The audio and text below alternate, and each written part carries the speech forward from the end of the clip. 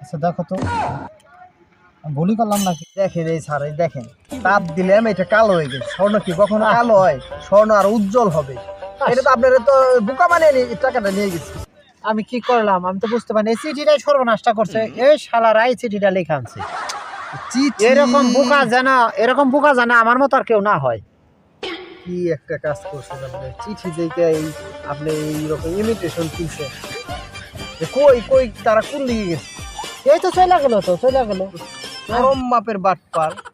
এরকম আমার মতো বুধাই যেন পৃথিবীতে কেউ না হয়। সবাইকে সতর্ক করে দাও, সবাইকে জানিয়ে দাও এরকম বুধাই যেন দুনিয়াতে কেউ না হয়।